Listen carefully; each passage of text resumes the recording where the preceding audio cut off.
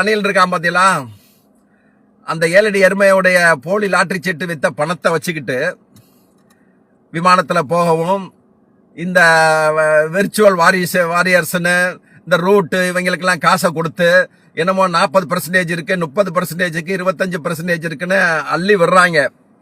சிலர் கூட ஒரு டவுட் வரும், தனியா நின்னா நல்லது, இவங்களோட சேர்ந்து நின்னா அப்படின்னு. எந்த சேர்ந்து நின்னாலும் தலைவர் முதல்வராத எந்த சக்தியாலையும் தடுக்க முடியாது. அதை நீங்க எழுதி வச்சுக்கோங்க. அது 100% தலைவர் ஜெயிக்க போறாரு. அதுல மீண்டும் முத்துவேல் கருணாநிதி ஸ்டாலின் அவர் சொல்ற குரலை நம்ம கேட்கத்தான் போறோம். அதுல எந்த மாற்று கிடையாது. இவன் போய் சேரட்டும், பாஜகவோட சேரட்டும், தனிச்சு நிக்கட்டும், எப்படியா இருந்தாலும் நமது வெற்றியை ஒன்னும் அசைக்க முடியாது. அந்த மாதிரி தலைவருடைய திட்டமிடல் இருக்காரு. நேற்று கூட மாவட்ட செயலாளர் மீட்டிங்ல தெளிவா சொல்லியிருக்காரு. என்ன யதார்த்தம் நடக்குதோ அதை கரெக்டா சர்வே மூலமா எடுத்து தெளிவா சொல்லிட்டாரு. யாரும் ரெக்கமெண்டேஷனுக்கு வராதீங்க. வேட்பாளர் தேர்வுங்கிறது சர்வேன் அடிப்படையில் அவங்களுடைய திறமை, அவங்களுடைய செயல்பாடு, மக்கள் விரும்புறவங்க, கட்சிக்கார விரும்புற ஒரு வேட்பாளர் வருவாரு. அந்த வேட்பாளரை ஆதரிக்க வேண்டியது எல்லாருடைய கடமை. அதிகபட்ச தொகுதியை ஜெயிக்கக்கூடியவங்க தான் இனி மாவட்ட செயலாளரா இருப்பாங்க, இனி அமைச்சர்களா இருப்பாங்க அப்படிங்கறது தெளிவா சொல்லிட்டாரு. எந்த உள்குத்தலும் குத்தக்கூடாது.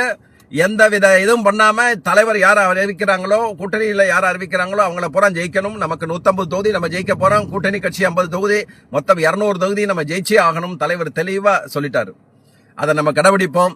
ஏன்னா 5 ஆண்டுகள் தலைவர் என்னென்ன செய்யணுமோ அந்த சாதனைகள் செஞ்சுட்டாரு.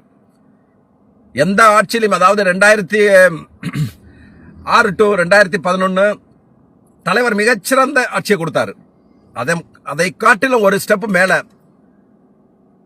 தந்தை 8 அடி பாஞ்சார், இவர் 16 அடி பாஞ்சு மக்கள் மனசுல இது பண்ணிட்டாரு. நீங்க தாவைக்கால இருந்து போய் அங்க ஒரு குறிப்பிட்ட வாக்கு வங்கி போனாங்களோட அதிமுக வாக்கு வங்கி அதல பாதாளத்துக்கு போயிருச்சு. ஜெயலலிதா காலத்திலையும் எம்ஜிஆர் காலத்தில இருந்த மகளிர் வாக்குகள் நமக்கு வந்து சேர்ந்திருக்கு. அதனால எந்த கவலையும் நம்ம பட வேண்டிய அவசியமே கிடையாது. இவன் இந்த 7 அடி எருமை இருக்கட்டும், எலெக்ஷன் முடியட்டும். அவன் இந்த தமிழ்நாட்டில் இருந்தான்னா என்ன செய்யணுமோ அதை கண்டிப்பா இந்த இயக்கம் செய்யும். அதுல எந்த மாற்று கருத்து கிடையாது. எவனும் திமுகவை பகைச்சுக்கிட்டு அடிக்கடி சொல்லுவாரு, சூரிய வெற்றி கொண்டாதான் சொல்றாரு. கக்கிறத கக்கனவனை வச்சே நக்க சொல்லுவோம் அப்படின்னு சொல்லுவாரு. சூரிய வெற்றி கொண்டான் அடிக்கடி சொல்லுவாரு. அதைத்தான் செய்வோம், அதுவும் பொறுமையா செய்வோம். தெய்வம் நின்று கொள்ளும் சொல்லுவாங்க, ஆனா திமுக நின்று கொள்ளும். கண்டிப்பாக யாரெல்லாம் திமுகவை எதிர்த்தானோ, யாரெல்லாம் திமுக, நம்ம கூட சில எழுத்துக்கள்லாம் நம்ம எழுதுறோம். எழுதுறதுங்கிறது அவங்க ஆல்ரெடி அவங்க கொடுத்தத, மடக்கு ஊதிங்கிறது அவங்க எழுதுறத, அந்த வார்த்தைகள் தான் பயன்படுத்துறோம். இல்லாத பட்சத்தில் நீங்க பாருங்க, சமூக வலைதளங்கள்ல கமெண்ட்ஸ் எல்லாம் பாருங்க. காங்கிரஸ் காலங்கள் இருந்துச்சு, அதுக்கடுத்து அதிமுக காலங்கள் இருந்துச்சு. அதுல இந்த அநாகரிகள் வார்த்தைகள்லாம் வராது. இந்த ஃபேக் ஐடிக்கு பிறந்தவங்க பூரா என்ன தெரியுமா, இந்த கலாச்சாரத்தை கொண்டு வந்தவனே நாம் தமிழர் கட்சிக்காரன் ஃபர்ஸ்ட் கொண்டு வந்தது. அதுக்கடுத்து பாஜக அண்ணாமலை அந்த வார் ரூம் கொண்டு வந்தது. ஏன்னா ஒருத்தனை கமாண்ட்ஸ்ல போட்டு வெளுத்தெடுத்தோம்னா, அசிங்கமா பேசணும்னா, குடும்பத்தை பேசணும்னா பயந்து ஓடிடுவான், இல்ல எழுதுறத நிறுத்திடுவான்னு நினைக்கிறாங்க. உன் கமாண்ட பார்த்தா தானடா நாங்க இது பண்றதுக்கு. நீ என்ன போடுறீன்னு நாங்க பாக்குறதே கிடையாது. நீ திட்டு, எங்க கருத்தை நாங்க எடுத்து வச்சிருக்கோம். அதுக்கு நாகரிகமான கருத்தை வைக்க கூட ஒரு திராணி இல்லையே. இந்த அருண்ராஜன் ஒருத்தர் இருக்கான். அன்னைக்கு இந்த அனில் பையன் வந்து வருமான வரித்துறையில வந்து செக் பண்ண போனவன் அவன் தான். பார்த்துட்டு பல கோடி ரூபாயை டிஸ்கவுண்ட் பண்ணவன் இவன் தான். அந்த உறவு, அந்த அட்ஜஸ்ட் பண்ண அந்த உறவு இன்னைக்கு அவன் வந்திருக்கான். வந்தவன் என்ன சொன்னான், உரிமை தொகையெல்லாம் நாங்க வாங்க மாட்டோம், இலவசம் கொடுக்கறதெல்லாம் வேஸ்ட் அப்படின்னு சொன்னான்.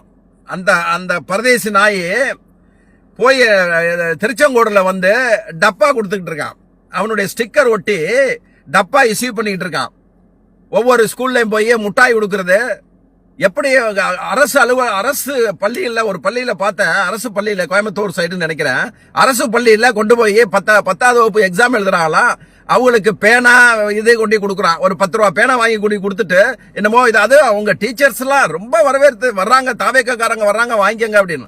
எப்படி கவர்மெண்ட் ஸ்கூல்ல எல்லாம் அலோவ் பண்றாங்கன்னு ஒன்னும் தெரியல எனக்கு. அப்படி அந்த அருண்ராஜ் நேர்மையா பேசினா, உத்தம புத்தன மாதிரி பேசுறான். கடைசியில் பார்த்தீங்கன்னா அந்த டப்பாவோட தேர்தல் அதிகாரிகள் பிடிச்சிருக்காங்க.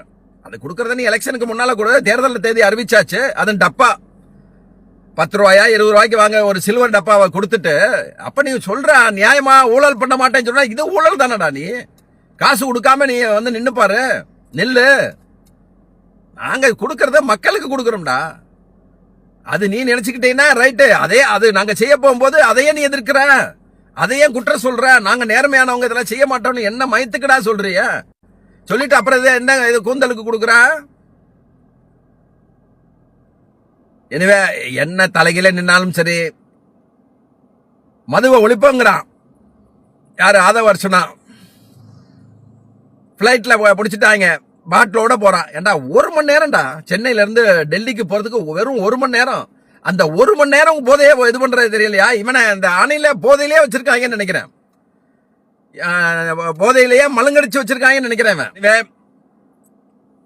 திமுக காரங்க எல்லாருமே, கலை உடன்பிறப்புகள் அனைவரும் ஒற்றுமையா இருந்து, நம்மளுடைய உழைப்பு தான் இனி கொண்டு போய் தலைவரை வந்து முதல்வரை ஆக்கும். அதனால கொஞ்சம் எல்லாரும் அந்த மறந்துட்டு எல்லாம் வருவாங்க.